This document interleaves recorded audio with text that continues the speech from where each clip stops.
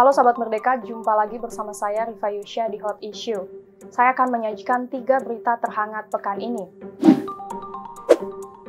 Berita pertama, seorang Satpol PP memukul pemilik warung kopi di Kabupaten Goa, Sulawesi Selatan.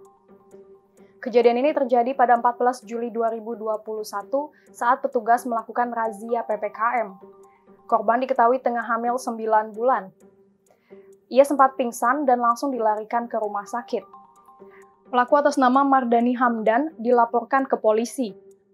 Berdasarkan hasil pemeriksaan, pelaku dinyatakan bersalah dan ditetapkan sebagai tersangka. Ia juga dicopot dari jabatannya sebagai Sekretaris Satpol PP Goa. Pelaku dijerat pasal 251 KUHP dengan ancaman 2 tahun penjara. Aksi pemukulan pelaku terekam CCTV dan viral di media sosial. Banyak masyarakat mengecam aksi pelaku. Bupati Goa Adnan Ihsan mengatakan bahwa ia akan menentang segala bentuk kekerasan selama pendisiplinan PPKM. Dia berjanji akan menindak tegas para pejabat maupun aparat yang melakukan kekerasan.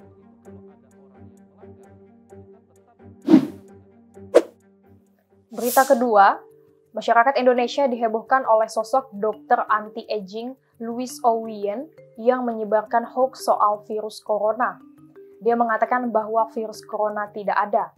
Menurutnya, meninggalnya puluhan ribu pasien COVID-19 di Indonesia disebabkan karena interaksi antar obat yang dikonsumsi pasien.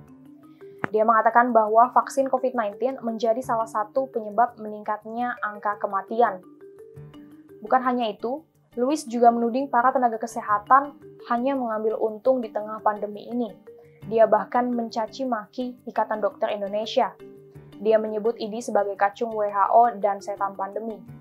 Hoax yang dikatakan Louis disebarkan melalui media sosial hingga siaran televisi. Atas perbuatannya, Louis ditetapkan sebagai tersangka kasus penyiaran berita bohong. Namun sayangnya ia tidak ditahan. Ia hanya diminta untuk tidak mengulangi perbuatannya dan tidak melarikan diri. Di depan polisi, Louis menyatakan bahwa dirinya bersalah. Dia mengaku jika pernyataannya selama ini hanya merupakan asumsi pribadi. Kabareskrim Polri Komjen Agus Andrianto mengatakan bahwa Louis terancam hukuman maksimal 10 tahun penjara. Ia dijerat pasal berlapis. Di antaranya yaitu pasal-pasal dalam Undang-Undang ITE dan Undang-Undang Wabah Penyakit Menular.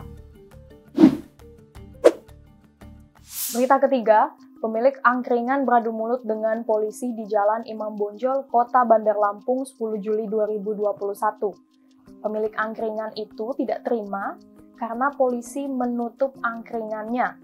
Diketahui bahwa angkringan tersebut tetap buka padahal telah melewati jam operasional PPKM. Pemilik angkringan itu merasa para petugas tidak pernah memikirkan nasib para pedagang kecil sepertinya. Di hadapan para petugas, pemilik angkringan mencurahkan isi hatinya. Menurutnya, hanya dengan berjualan ia bisa menghidupi anak istrinya. Tidak seperti para petugas yang mendapatkan gaji tetap. Perdebatan antara pemilik warung dan polisi tidak bisa dihindari. Keduanya saling membentak. Pemilik angkringan juga sempat menyinggung sikap arogan petugas saat menutup paksa usahanya. Juru bicara Satgas COVID-19 Kota Bandar Lampung, Ahmad Nuriski, membenarkan kejadian ini. Dia mengatakan bahwa masalah ini sudah selesai. Kedua belah pihak sudah saling bermaafan. Dia mengklaim bahwa selama ini, pihaknya selalu menertibkan para pedagang dengan cara yang persuasif. Ya, Sahabat Merdeka, itulah tadi 3 berita terhangat pekan ini. Jangan lupa share dan komen video ini ya. Jangan lupa juga untuk subscribe YouTube channel merdeka.com. Saya Rifa Yusya, sampai jumpa.